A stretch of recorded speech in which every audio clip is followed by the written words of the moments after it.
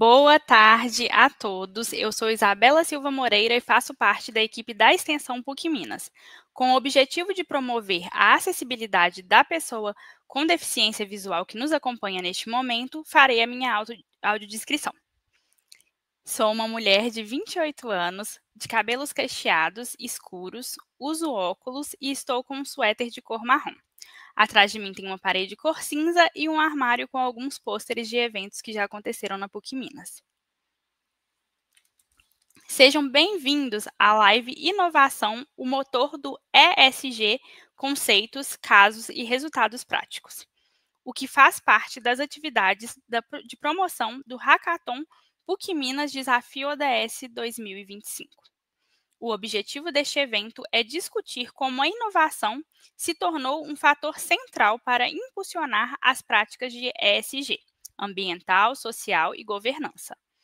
Quem desejar a certificação desta live, basta se inscrever pelo link que será disponibilizado no chat do YouTube. Participam conosco os intérpretes de Libra, a língua brasileira de sinais, Bruno Silva Souza e Larissa Menezes Silva Souza. Para darmos início à nossa live, cumprimento e convido para a sua saudação o professor Oswaldo Maurício de Oliveira, que é coordenador do Hub de Inovação da ProEx. Seja bem-vindo, professor Oswaldo. Olá, boa tarde a todas, boa tarde a todos, né? Farei aqui também a minha autodescrição, né? Sou uma pessoa, né, branca, de cor branca, cabelos grisalhos, 50 a mais, uso óculos, né?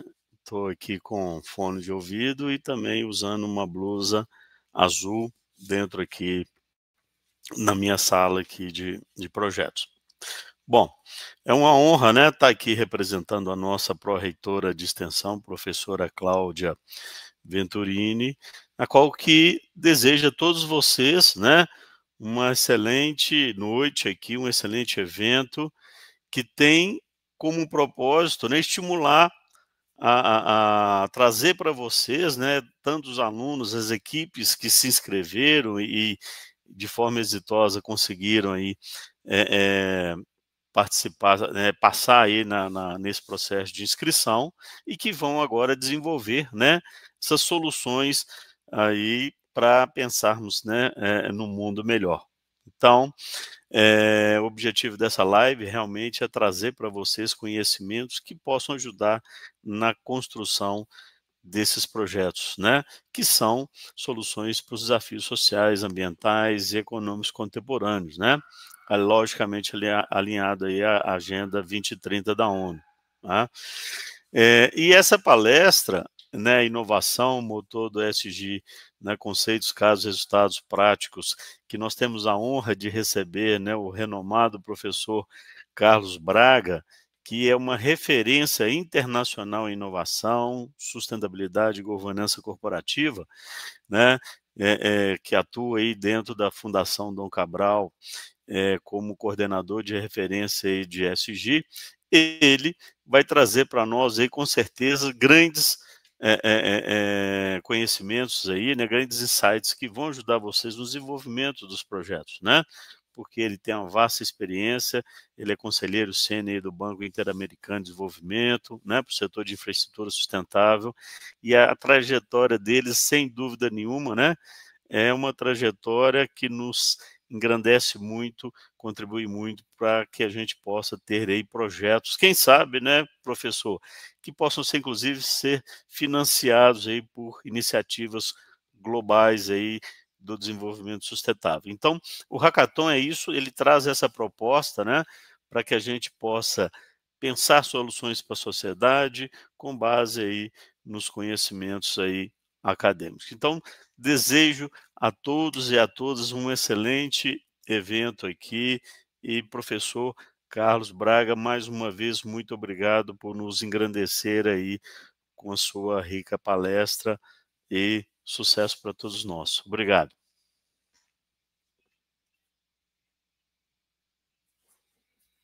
Obrigada, professor Oswaldo. Neste momento, daremos início no nosso painel Inovação, o motor do ESG, conceitos, casos e resultados práticos. Participam conosco Carlos Braga, professor associado e coordenador do Centro de Referência em ESG e do programa ESG na Sala do Conselho da Fundação Dom Cabral. Atualmente é conselheiro sênior do Banco Interamericano de Desenvolvimento para o setor de infraestrutura sustentável e conselheiro de diversas empresas privadas e organizações do terceiro setor.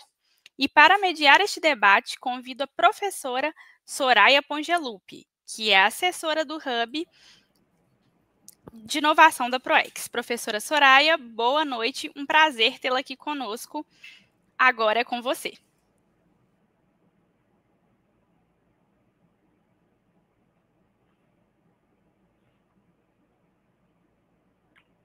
Não estamos escutando não, Soraya. Opa, agora sim.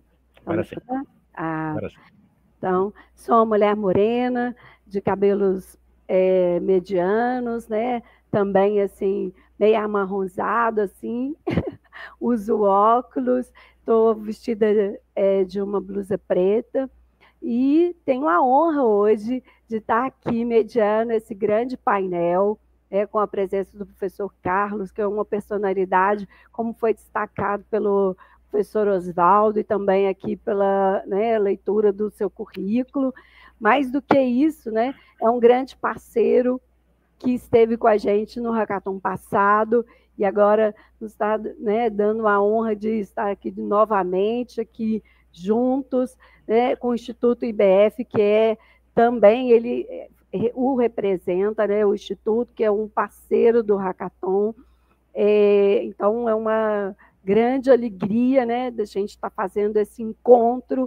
E como o professor Oswaldo disse, nós tivemos 79 projetos aprovados aí para a segunda fase, e desses projetos, vários temas super instigantes, Eu espero que com esse painel que nós vamos tratar aqui da questão da inovação, vocês possam se inspirar ainda mais no detalhamento dos seus projetos, Principalmente aí com a experiência que o professor Carlos vai trazer, trazendo aí casos práticos que hoje é uma, não só mais uma tendência, mas uma realidade, que esses projetos, que tratam aí das questões das práticas ambientais, sociais e de governança, tem hoje um grande impacto aí para a sociedade, para o planeta. Então, acredito que essa palestra vai contribuir muito para vocês que foram aí já aprovados no nosso hackathon, que possam se inspirar ainda mais nos tipos de metodologias, que vocês possam se inspirar mesmo nesses casos práticos, nessa experiência que o professor Carlos vai trazer para a gente. Então, eu vou passar a palavra para o professor Carlos, que tanto tem aí nos falar dessa sua experiência, do seu acompanhamento. Acredito que todos vão gostar bastante. Professor Carlos, muito obrigada. Eu passo a palavra para você. Obrigado, Soraya. Obrigado, professor Oswaldo. Obrigado aqui a PUC Minas por me receber. É sempre uma honra. Hoje estou aqui representando o IBF Minas Gerais, Instituto Brasileiro de Executivos Financeiros, do qual eu faço parte da diretoria. Finanças verdes, finanças sempre fez parte da minha vida. Trabalhei muitos anos em bancos, Banco Real, que foi uma referência em sustentabilidade, iniciando essa jornada com esse tema há mais de 20 anos. E participei do hackathon do ano passado. Comentei que estou em conselhos de empresas privadas, organizações do terceiro setor, mas não comentei que eu sou conselheiro de uma startup chamada Vertão, de gestão de resíduos, que nasceu há 10 anos atrás com 3 alunos da Federal de Minas. E eu conheci quando eles faturavam, já tinham uns 2 anos de vida, faturavam uns R$500 mil com software para gestão de recursos, de resíduos, preenchimento de todos os formulários necessários em todas as legislações ambientais do Brasil. Hoje estão caminhando para faturar 10 milhões de reais. Hoje tem 100 funcionários trabalhando. Eu conheci quando eles tinham 10 funcionários, os 3 fundadores mais alguns colegas. É uma história muito bacana, empresa mineira, que é investida da ArcelorMittal e da Irani, papel e embalagem. E eu estou com eles nessa jornada há 5 ou 6 anos, mostrando que projetos como esse aqui que vocês estão apresentando no Hackathon podem voar voos altos, porque o vento é muito a favor. E eu vou passar um pouco desse contexto, contar essa história para vocês, por que a inovação a gente entende que é o motor do ISG. O meu currículo nós já falamos, então passei já por isso, estou atuando no mercado e na parte acadêmica, então essa apresentação vou deixar, já está com a professora Soraya, acho que se alguém quiser ter acesso a ela, peço que procure a professora. O contexto, nós estamos aqui acompanhando, né, pessoal? O impacto global, o aquecimento, o nosso Acordo de Paris, que é a base aqui do Hackathon, o ODS, essa curva aqui de 2013 para cá, só nesse período, crescendo aí quase 1%, quase 0,15, 0,20 nesse período tão curto, a gente brincando com esse limite global de 1,5 graus acima do padrão do início da Revolução Industrial, esse crescimento exponencial dos gases de efeito estufa de 2000, mais ou menos aqui, 1999 para cá. Esse é o contexto que nos traz. O Brasil tem uma participação nesse contexto. Nós somos aqui o 5º maior emissor do mundo, com 2,41. Se você olhar aqui, nós estamos distantes de China, Estados Unidos, até a própria Índia, com 3,77. O Brasil tem em torno de 2,5 das emissões globais. Então, professor, é complicado, nós estamos numa posição muito alta, mas veja a China, veja os Estados Unidos. O detalhe do aquecimento aqui no Brasil, das nossas emissões, é que metade delas é ligada ao desmatamento ilegal. 24% ligado à agropecuária. Até aqui, são números que não nos surpreendem, mas desse desmatamento ilegal, que é 50% das nossas emissões, 80%, não, nem todo desmatamento é ilegal, tem desmatamento que é proibido, dependendo da região, você pode cortar. Se você está no centro-oeste, você pode cortar, fazer a supressão vegetal de metade do seu terreno. Se você está no sudeste, apenas 20%.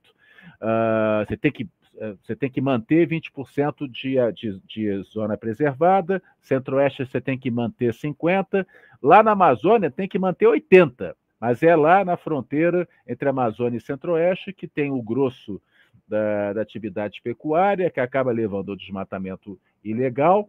Então, o Brasil, em termos de emissões que são ligadas a atividades ilegais, ele é o maior de todos. Porque a China está fazendo emissão, os Estados Unidos, Índia, mas não são ilegais. No Brasil, se a gente cumpre a lei e consegue ser dirigente e cumprir a lei, a gente já conseguiria reduzir pela metade as nossas emissões. Então, esse é o detalhe, que o Brasil fica um pouco sempre ali numa cadeira meio quente quando se fala de emissões. Se a gente combate, como vem combatendo o desmatamento ilegal, a gente tem tido uma queda sensível nos últimos 3, 4 anos, a gente pode buscar ser o primeiro país do G20 ao redor de 2040 com a neutralidade de carbono. Seria uma grande vitória se a gente conseguir ir nessa direção, e as nossas metas, que serão levadas à COP, indicam que esse é o nosso caminho: 48% até 2025, 53% até 2030, tendo como base o corte de 1990, a base é 2010. Então, muita coisa está acontecendo nas emissões. O Brasil, então, pode ser o primeiro a conseguir a neutralidade de carbono, e o Brasil tem uma série de vantagens competitivas que nos fazem ser considerado uma potência ambiental, que a gente lá na COP30 vai falar sobre isso, vai ser levado. O Brasil hoje já é o segundo produtor mundial de biocombustíveis, está atrás dos Estados Unidos, que também faz muito biocombustível de etanol. Nós estamos indo nessa direção de passar os americanos.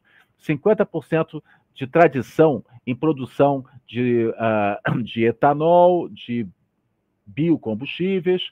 Temos um potencial, o famoso etanol, o carro flex, tudo isso. O Brasil é pioneiro, é a maior nação do mundo nesse tipo de motorização. Potencial de ter o Sustainable Aviation Fuel, que é você ter o combustível vindo do biodiesel para poder ser usado em aviões, o e-metanol para ser usado em navios e o biometano podendo ser usado na indústria. Então, essa questão dos biocombustíveis é enorme. A nossa matriz energética já é mais conhecida, ela já é renovável, é a mais renovável do G20, temos alguma coisa como 83% da nossa matriz energética renovável.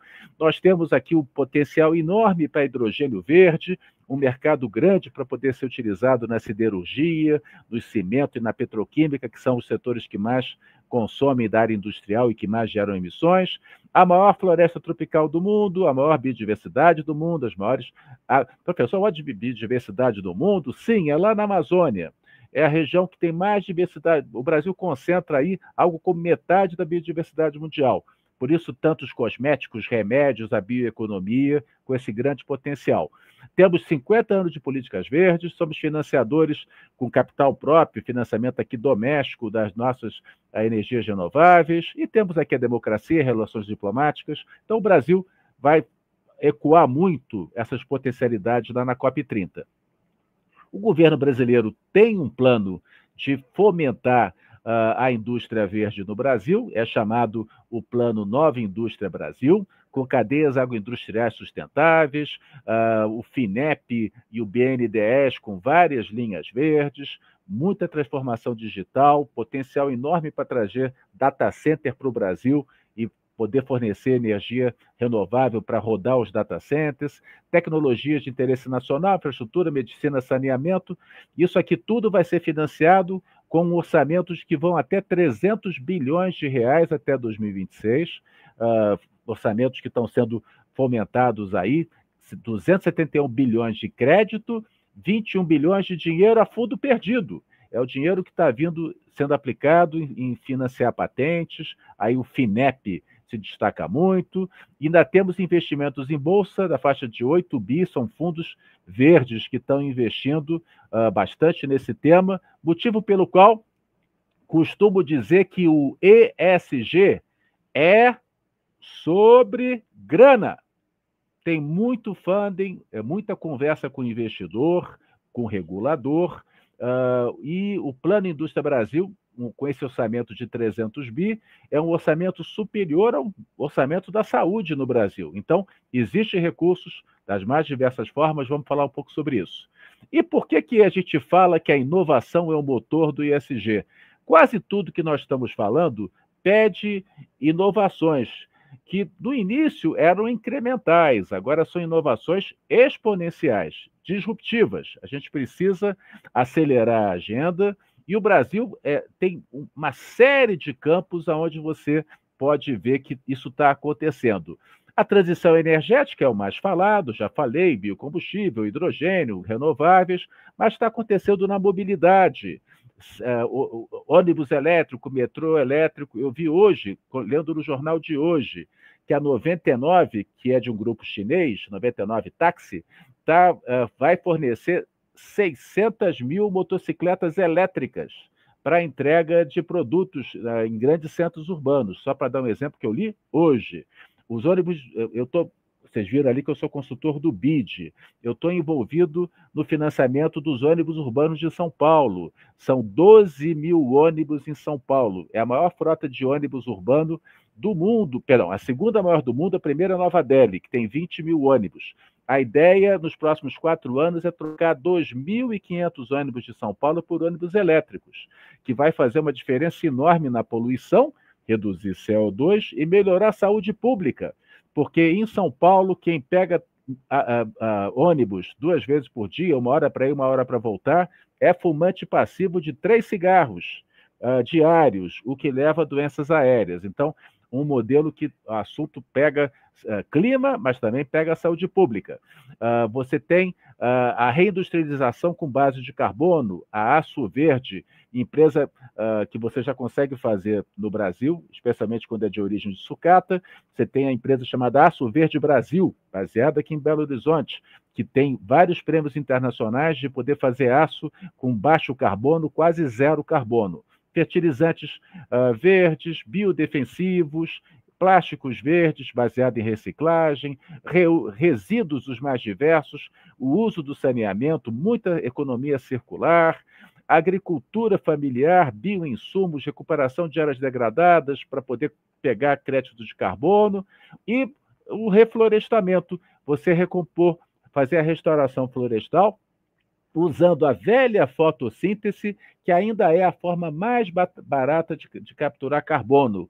$1 para reflorestar plantando uma árvore, você vai tirar 1 tonelada de CO2 da atmosfera. Então, não falta assunto para quem quiser entrar nessa agenda ESG, para fazer uma startup. Aqui tem uma lista de possibilidades, todas elas financiadas pelo BNDES. É uma lista que eu não peguei ali da faculdade, eu peguei lá, não gerei na fundação, fui lá no BNDES, ver o que é que eles estão financiando com linhas de longo prazo subsidiadas. Avançamos aqui. Braga, tudo é muito, professor, é tudo muito potencial, mas não está acontecendo, fica tudo no papel, não vejo nada acontecer. Então, vamos nos informar, vamos ler a respeito. O Brasil hoje já é o 5º maior mercado de transição energética, e muito disso em Minas Gerais, fazendas solares no norte de Minas. Eu passei pelo BDMG, no conselho do BDMG. No BDMG, no período que eu tive lá, entre 20 e 22, foram 63 fazendas solares, um investimento de 63 milhões de euros do Banco Europeu de Investimentos, que é o banco lá da União Europeia, que financiou projetos do Brasil, complementando o recurso do BNDES. Então, é uma potência energética, já somos o 5º país que tem maiores investimentos em todo tipo de energia, muita coisa acontecendo. Então, fechando aqui um pouquinho esse assunto do Brasil e seus takeaways, transição energética, descarbonização são caminhos sem volta. O Brasil já é o 5º maior emissor global, mas pode transformar isso numa vantagem, alcançando a neutralidade. Os países desenvolvidos anunciaram políticas industriais multibilionárias para assumir a liderança climática, mas agora eles estão vivendo lá um pouco o impacto do Trump, e nós temos caminho para até ocupar um espaço maior do que a gente já vinha ocupando, já que a nossa agenda segue firme com o nosso potencial ambiental. E esse ano, professor, tem uma COP30 lá em Belém. O que é isso? Isso é bom para o Brasil? Eu soube que está faltando hotel. Será que vai ser ruim? Olha, o assunto da hotelaria, não vou dizer que não seja uma preocupação. Está sendo um corre-corre aí. Dos 196 países, nós já temos aí 76 confirmados, 40 para confirmar, chegar a 120. A gente precisa ter pelo menos 2/3 de participação, algo como 120, 130. Expectativa que até o final desse mês esteja tudo resolvido, para que as decisões tomadas na COP, elas sejam validadas e implementadas ao longo dos próximos anos. É o maior evento de clima do mundo, vocês estão acompanhando na imprensa, muita cobertura, é uma grande oportunidade para o Brasil, e é uma grande oportunidade para o setor privado levar os seus projetos, buscar oportunidades de negócio, influenciar políticas públicas e fazer parcerias visando ratear os custos que são altos dessa agenda de negócios. Professor, será que empresário se junta com empresário para fazer o bem? É difícil, né, professor? O empresário só se junta para pegar lucro. Não consigo ver nada que não seja apenas capa de jornal. Olha, estamos levando alguns casos grandes. Eu gosto muito desse, porque eu estou acompanhando a infraestrutura lá no BID, que é a Coalizão Transportes, que é uma coalizão que está envolvendo 50 organizações. A Fundação Dom Cabral está participando dessa iniciativa, junto com outras 4 academias, na parte técnica de ver melhor logística. O Brasil hoje, no transporte, eu falei lá dos ônibus, 11% das emissões é associada a transportes. Então, a economia cresce, mais rodovia, mais caminhão, um esforço enorme para que até 2050 a gente consiga reduzir em 60% as emissões. Mas como é que vai ser isso, professor? Mudando o modal de transporte, aumentando, hoje a matriz é 80% rodoviária, 20% hidroviária e ferrovias e aeroportos e aviões. A ideia é que isso vai virar alguma coisa como 60-40, aumentar o transporte coletivo urbano, mais metrô, mais ônibus, mais BRT, que aqui em BH temos o MOVE, melhorar a infraestrutura rodoviária e ferroviária, aperfeiçoar a gestão de atividades portuárias e otimizar rotas aéreas. Você fazer voos que estejam mais cheios, porque a aviação consome muito diesel. Então, um exemplo de grande iniciativa em curso que vai ser apresentada na COP, liderada por algumas organizações, destaque para a Motiva, que a gente chamava antigamente CCR, que está muito à frente, mas tem CEBEDES, tem INSPER, tem FDC, Senat, o próprio CEBEDES, várias organizações envolvidas, recomendo visitar o site dessa iniciativa. Professor, inovação é o motor do ISG, mas o senhor falou que ISG é sobre grana. Tem dinheiro para bancar? Precisa tudo ser do governo? Essa é uma boa notícia. Nós temos aí a nível global 30 trilhões de dólares alocado para projetos e empresas que têm uma pegada ESG, que passa pelo social, pelo ambiental, por boa governança.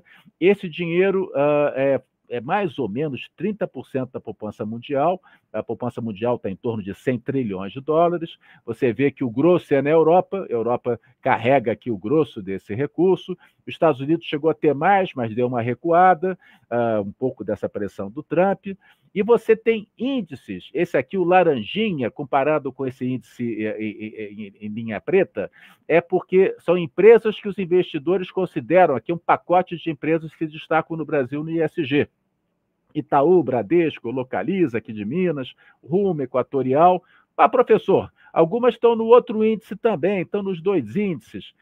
Sim, só que nesse índice, a Vale e a Petrobras, que são grandes empresas brasileiras, hoje elas estão fora das listas ISG.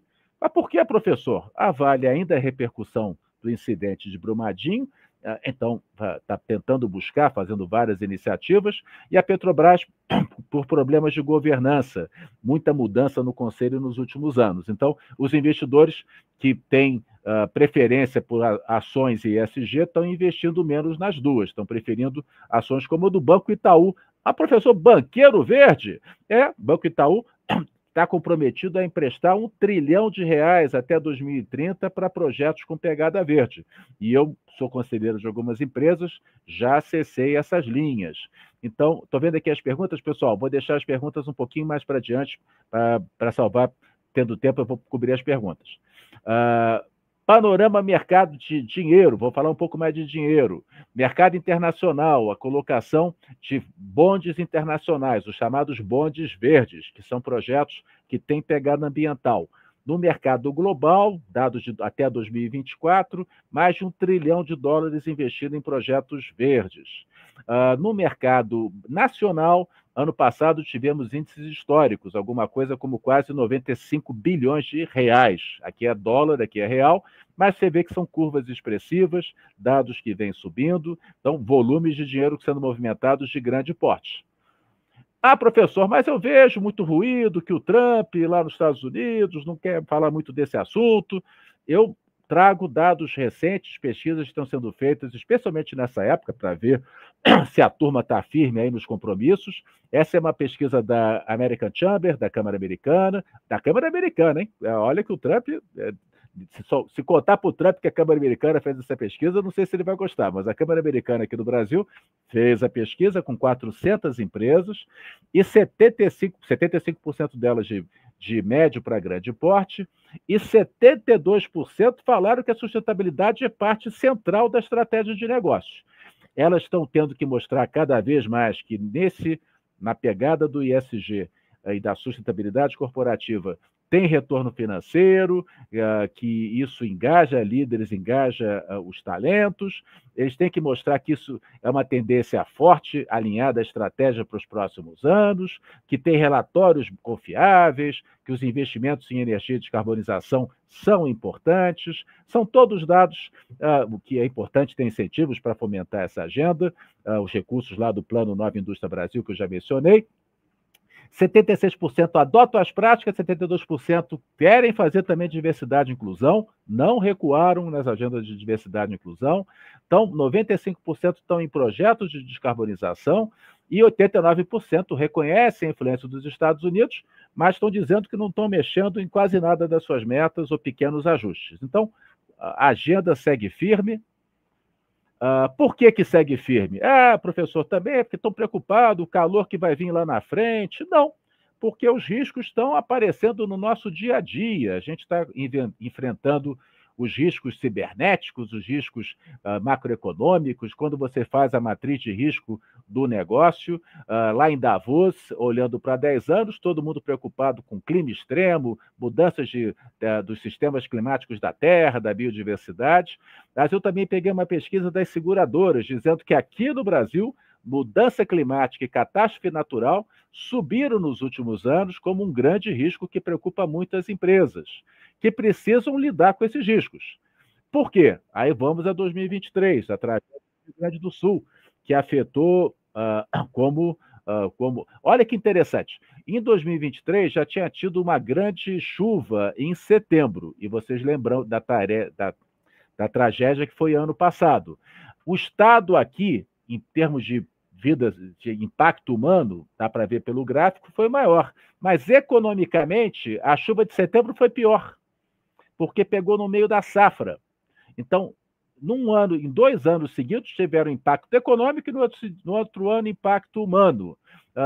E se a gente achar que foi só lá no Sul que 2023 passou aperto, foi o ano com os 10 eventos climáticos que abalaram as estruturas.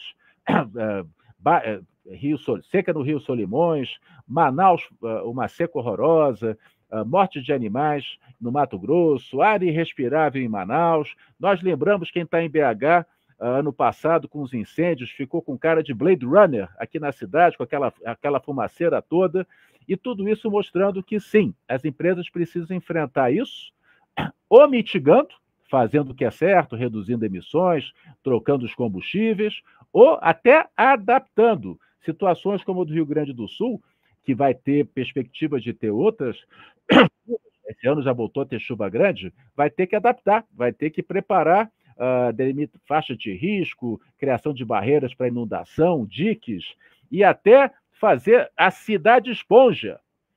Cidade esponja, professor? Sim, no planejamento urbano ter mais parques e jardins, porque uma cidade com parques e jardins recebe melhor a chuva. Se ela só tem concreto armado, faz um rio caudaloso no meio da cidade. Então, tudo isso está passando, aumento dos espaços urbanos verdes, sensibilização da população, ela não fazer a moradia num lugar que está abaixo da cota ideal, por aí vai.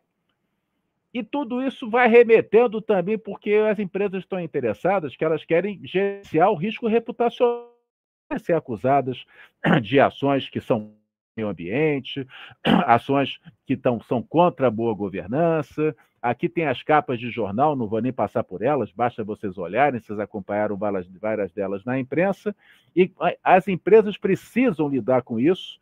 Você vê aqui, eu trago o caso da Vale, que passou por Mariana, aí seu rating ESG caiu barbaramente, e por consequência, os seus competidores que fazem a mesma coisa e têm as mesmas barragens, ou têm outras técnicas como barragem, como a extração a seco de minério, subindo o seu rating, ela sofrendo uma queda de rating que o maior peso dado pelas agências de rating foi em questões de governança. Ela não teve mecanismos de governança que evitassem um acidente trágico, uma super tragédia como foi Brumadinho.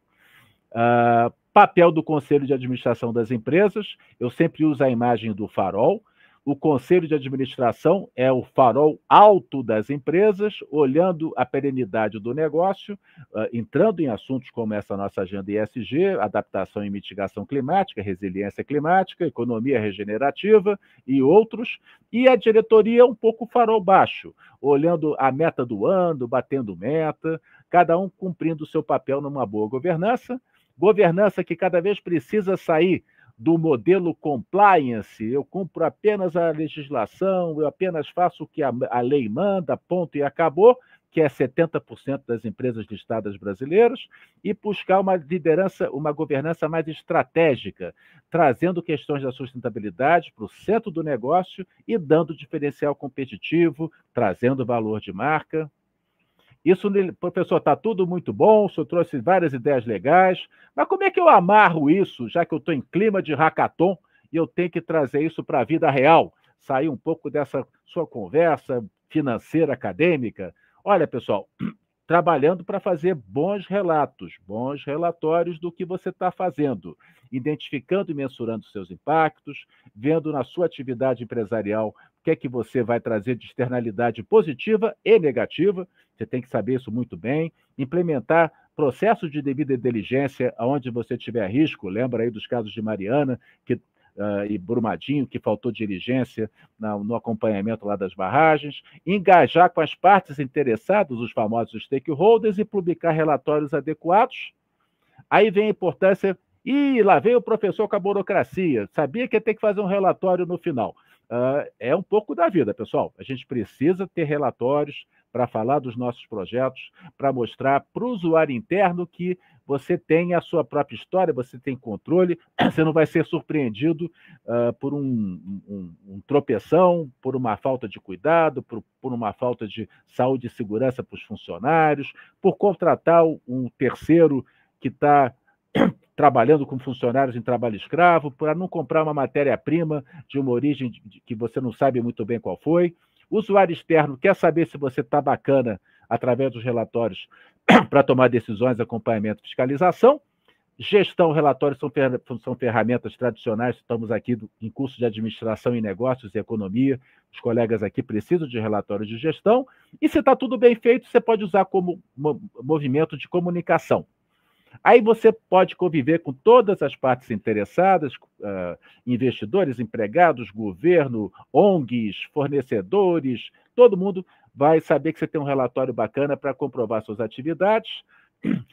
O inventário de efeito estufa, cada vez mais comum, vocês devem estar estudando isso com seus escopos 1, 2 e 3. O escopo 1 é o que você tem de emissão dentro da sua fábrica ou da sua própria produção. O escopo 2 é a energia que você compra. O escopo 3 é de onde vem e para onde vai a matéria-prima, de onde vem e para onde vai o descarte do seu produto. Estou chegando no final. A gente costuma botar nos relatórios uma boa matriz de materialidade, onde a gente acaba olhando os nossos impactos sérios, o que é que a gente contribui mais, o que é que impacta mais a natureza. Então, se eu tenho emissões, eu tenho que botar como algo a ser monitorado, saúde e segurança dos empregados, são itens que eu vou classificar. Eu vou mostrar essas duas aqui, da Unilever e da Ambev. A Unilever muito preocupada lá no alto, como impacto material, as suas embalagens, o seu descarte, para onde é que vai ser descartado os seus produtos. E você vê aqui a Ambev no Brasil preocupada com o consumo sustentável e responsável. Professor, não é sinônimo? Não. Sustentável é o uso da água para fazer a cerveja, ele ter acesso a uma água que não vai competir com o uso urbano numa época de escassez hídrica, enquanto que o consumo responsável é esse mesmo que você pensou, beber com moderação, para você não causar um impacto negativo na sociedade, levar ao alcoolismo. Então, ele precisa fazer campanhas constantes para lidar com esses temas materiais. O que você não quer fazer? O que você não quer fazer é fazer o greenwashing, marketing verde, falar coisas sem prova, imprecisas, irrelevantes, falar em verdades, falar que você é vegano e testar em animal, falar que você, nesse caso aqui, vai pegar as roupas que vão ser descartadas e fala que vai mandar para a África para ser usado pelos pobres da África, e está lá no deserto do Atacama, mais de 200 hectares acumulado de roupa que a Europa não permite que jogue lá no aterro sanitário. E outros casos aqui famosos.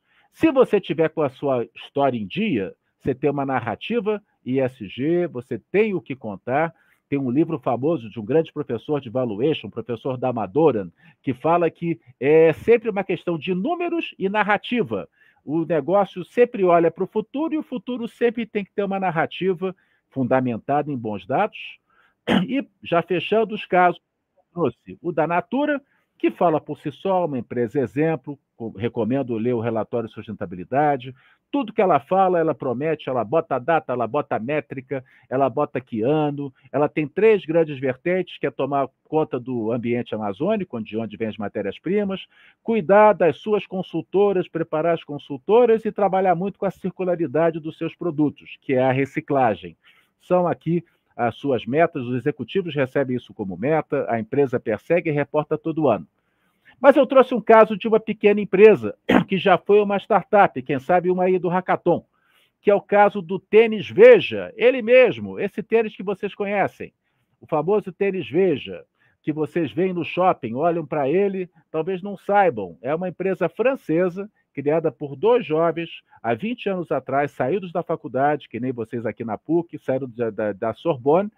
Eles foram atrás de fazer um tênis sustentável, com algodão orgânico do Acre, com condições de trabalho sendo feito no Brasil, porque não conseguiram achar condições boas de trabalho na Ásia para fazer o tênis, vieram fazer no Brasil. A borracha é natural, vem a borracha do Acre, o algodão é do Ceará, a manufatura é de Novo Hamburgo, é um tênis feito no Brasil, a primeira versão dele, inicial, não era nem tão bonita, hoje é bacana, e tem mídia espontânea, e é uma empresa bacanérrima, que eu sempre falo que só tem um defeito nessa história, tão bacana, 20 anos de sucesso, hoje faturando 120 milhões de euros, presença aqui no Brasil, na Europa, nos Estados Unidos, é que são 2 jovens franceses, fazendo um produto que é praticamente 100% brasileiro. Então, faltou aí, talvez, mais projetos. Estamos vendo se o Oakberry é uma história parecida em andamento. Se você faz o processo todo, aumenta a satisfação dos seus clientes, atrai talentos, ganha qualidade, desenvolvimento econômico e social, facilita diálogo e engajamento, valoriza sua marca. Se você vai pelo outro caminho, você perde reputação, recebe sanção, restrição, acesso a insumos e por aí vai. Então, também tem toda uma história de marketing de marca. As minhas reflexões, que eu falo aqui um pouco do ESG é sobre Gana, a brincadeira que no começo de todo o filme de desastre tem um cientista sendo ignorado, uma homenagem ao secretário Kofi Annan, que foi quem estabeleceu os princípios do ESG em 2004, quando ele era secretário-geral da ONU. O meu presidente Fábio Barbosa foi meu chefe no Banco Real, e hoje é presidente da Natura, do Conselho da Natura, que sempre falou que essa agenda iria se impor por 3 Cs, o C da convicção, o C da conveniência ou até o C do constrangimento. E o professor Michael Porter, que é o pai da estratégia, dizendo também que a inovação cria valor e que o ESG cria valor compartilhado para a sociedade. E eu sempre falo aqui com conselheiros, alunos e professores que esse é o nosso novo normal. Mudança de hábitos, transparência, flexibilidade para a forma de trabalho, saúde mental, diversidade e inclusão, evidência. Todos nós, seja quem está estudando economia, administração, todos nós temos que ampliar nosso repertório para fazer frente aos desafios que temos pela frente, como humanidade, como ser humano, na busca de legado. Mas a boa notícia, como eu mostrei hoje, que existem recursos, existem oportunidades e o Brasil está muito bem posicionado para crescer e para todos vocês jovens que estão iniciando a sua profissão, terem aí essas habilidades verdes para poder ter como diferenciais no seu crescimento de carreira. Pessoal, seria aqui, deixo essa imagem e agradeço, eu passei um pouquinho do tempo, fico à disposição se ainda tivermos tempo para alguma pergunta. Temos aqui do professor Oswaldo, mas eu não sei se vai dar tempo, pergunto se daria tempo. Professor Carlos, brilhante aí, né? Como sempre. Poxa, eu acho que foi mais que inspiração aqui, tanto, né, as informações, quanto os dados interessantes. eu também tenho uma pergunta aqui que não quero falar, porque eu sei que o nosso tempo está bem restrito aqui, mas a matriz de materialidade, desse gente, nossa senhora, que bacana, né? Quanta riqueza tem essa matriz. Se os nossos alunos, né, usassem essa lógica da matriz de materialidade da ESG, como que você, qual o conselho que você daria, né, na validação dos impactos às soluções que eles estão propondo? Como que eles poderiam utilizar dessa lógica aí para validação? Será que você teria uma relação direta? Aquela escuta a escuta das partes interessadas, né? Eu vira e mexe recebo consulta. Braga, você é da academia. Qual é a sua impressão sobre essa empresa ou sobre especialmente empresas, mas sobre esse projeto? Então, o projeto que você estiver desenvolvendo, seria interessante que você fizesse uma escuta com partes interessadas, professores, possíveis clientes, possíveis fornecedores, colegas, você ter no universo de, acho que 3 clientes, possíveis clientes, 2 ou 3 professores, 2 ou 3 colegas, 2 ou 3... Acho que com 10 a 15 perguntas, para uma startup, você já consegue começar a montar a matriz. E a turma falou muito da embalagem, todo mundo falou da preocupação com a embalagem.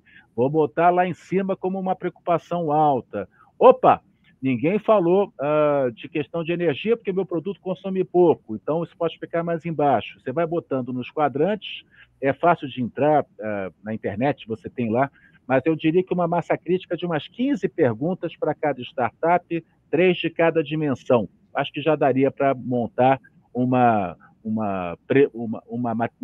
matriz de materialidade preliminar, que acho que enriqueceria muito o caso de cada startup que vai ser representada.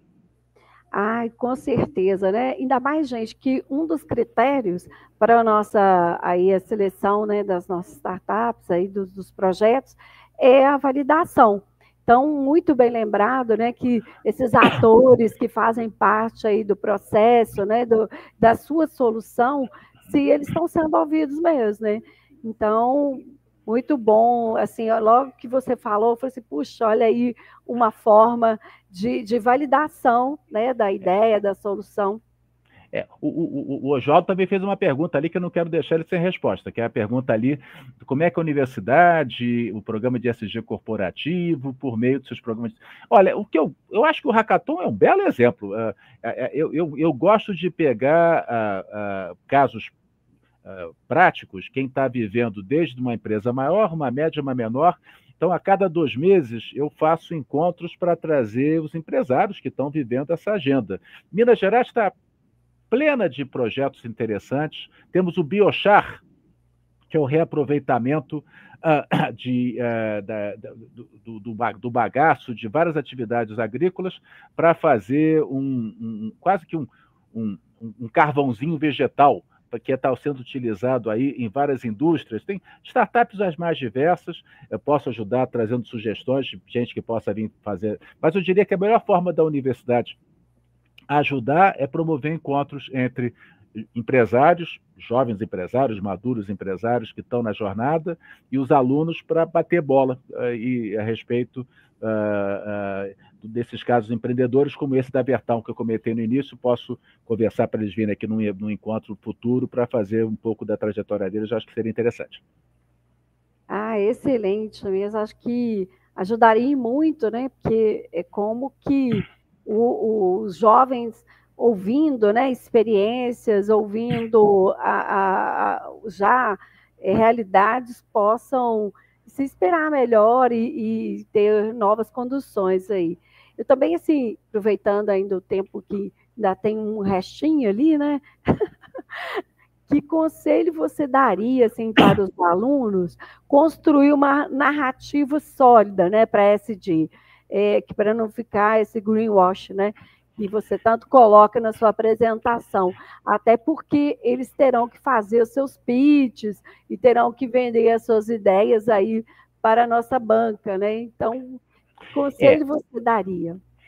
Você tem que buscar 2 ou 3 indicadores que você possa trabalhar com eles. Se for um projeto mais social, indicadores sociais.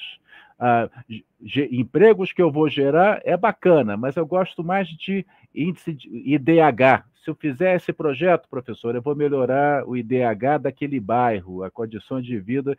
Esse é um S. Se for um projeto mais para o ambiental, eu vou conseguir economizar tanto de energia, eu vou conseguir reduzir o uso de água. Tem que ter 3 a 4 indicadores. Não pode ficar vago. Tem que quebrar a cabeça para mostrar que no final de um ano de operação, você vai estar a cada ano mostrando que você trouxe... adoraria falar que vão ser melhoras exponenciais, mas se forem boas incrementais, já é bem bacana. Aí, não sei se a Soraya lembra, num evento que eu fiz aí no auditório maior, alguém perguntou para mim, professor, eu estou aqui pensando em especialização, estou aqui no curso de administração, que especialização eu deveria fazer para fazer uma carreira em ESG? Aí a turma estava imaginando, o professor vai falar de alguma coisa energética, alguma coisa... Sabe o que eu falei? Para estudar contabilidade, para ser um contador verde. A importância dos contadores nessa agenda do ESG é enorme, porque vai ter contador fazendo relatórios verdes, fazendo auditorias verdes, fazendo o que chama de assurance, revisando processos. Acabou de sair legislação S1, S2, que as empresas brasileiras de grande porte vão ter que mostrar riscos e oportunidades obrigatoriamente nos seus balanços. A Vale já fez de forma voluntária, vale a pena olhar, e a Renner, que é de varejo, acabou de fazer, até para fazer um contraponto com o concorrente que eu mostrei, que ele quer mostrar para o mercado que ele está diferente daquele concorrente que eu mostrei. Então, é por aí, indicadores, não precisam ser muitos, mas alguns indicadores que você possa mostrar o verdadeiro impacto da sua startup, ou projetar esse impacto para depois poder ser mensurado. Awesome. Parabéns, professora. Acho que aí, né, valoriza cada profissional, né, que nós temos enquanto aluno, pensar, né, como pode se apropriar, né, dessas informações, entendendo a dor real, trazendo, esclarecendo, mostrando realmente os impactos. Isso faz toda a diferença, como você colocou, né, dos casos que você relatou, que trouxe aí para nós. Então, acho que foi de grande impacto aí a sua fala, né? Espero que nossos alunos tenham sentido assim, a importância de que né, dos dados e da sua fala aí. Eu vou fazer mais uma última pergunta, assim, pelo tempo, né? Que é sobre a COP30 mesmo, que você disse, né? Que está essa corrida aí, né? Que infelizmente nós tivemos essa parte aí da hotelaria, mas que o mundo está todo voltado, né? Há então uma expectativa sobre a COP30, sobre as discussões. Então, como que você vê esse momento tão promissor, né? Principalmente aí para o Hackathon, como que os alunos podem se valer desse momento, como que eles podem apropriar-se dessa discussão, né, dos impactos socioambientais que a COP30 vai trazer, já está trazendo, né, mas nesse momento aí de fechamento ainda esse ano. A COP está lá, é um grande evento, é mundial, mas eu vou para o que interessa aqui para a turma, que é o sobre grana. Muita aceleração de projetos verdes, muito recurso. FINEP nunca teve tão atrás de projetos que possam gerar patentes verdes. Patente é sempre um pouco mais complicado, mas é da universidade que vem as patentes. Então, projetos com potencial de ter uma inovação que possa ser patenteada, hoje tem corrida. A FAPEMIG, do professor Carlos Arruda, muito conhecido aqui em Minas, está fazendo um edital atrás do outro, pedindo, por favor, tragam projetos que eu possa ter uma patente, projetos 500 mil reais, R$1 milhão, para não ir para a FINEP, que faz a mesma coisa a nível nacional. A ArcelorMittal, para citar uma empresa muito atuante em Minas, a Gerdau, todas aí fazendo projetos de aceleração para a transição climática. A Fundação Dom Cabral tem lá o FDC Angels, que também busca. Então, tem dinheiro na praça, pessoal. Se já tinha antes, tem mais agora em clima de COP30. Então, venceu o hackathon, ficou entre os melhores colocados, bota o projeto embaixo do braço e vamos bater nas aceleradoras, nas incubadoras, nos fundos de anjo, porque é uma janela boa. Acho que, então, diria que isso seria minha dica assim, mais prática e animando a vocês. De novo, eu estou num projeto lá, a empresa vai faturar R$10 milhões, recebeu 5 milhões de aporte, 3 alunos da Federal 10 anos atrás. E o CID, que era ligado à Secretaria de Desenvolvimento, botou um dinheirinho lá, botou R$300 mil, que foi a primeira aceleração, quando mais ou menos eu conheci a turma, eu estava na época no BDMG. Então, dinheiro tem, pessoal. Eu sempre falei a minha vida inteira, como banqueiro também, que projeto bom, que faça sentido, acaba achando dinheiro. E aproveitar o ambiente da hackathon com os professores para arredondar os projetos e ter aí uma história boa para contar. Professor Carlos, nossa, Ariel, muito bem lembrado, né? A questão, todo mundo fica chorando aí, recurso, né? Recurso tem aí, gente. Tem.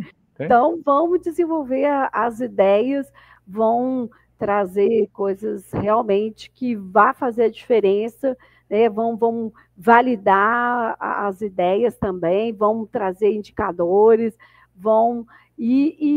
quer dizer, você trazendo, né, desenvolvendo um bom hackathon, desenvolvendo um bom projeto para a finalização, você tem aí uma proposta para as aceleradoras.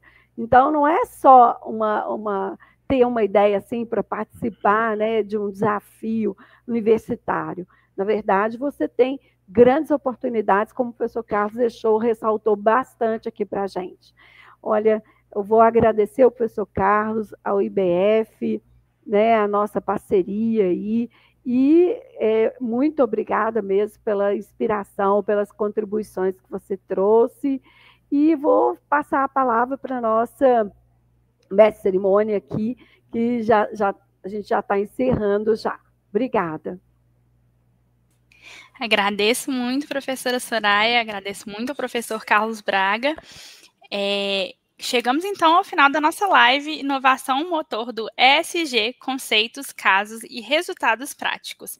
Lembrando que as inscrições já terminaram, mas que os resultados já estão no site da ProEx, das inscrições deferidas do Hackathon PUC Minas 2025. Então, acesse o site da ProEx, proex.pucminas.br, para conferir e saiba mais. Agradecemos a presença e participação de todos e desejamos uma boa noite.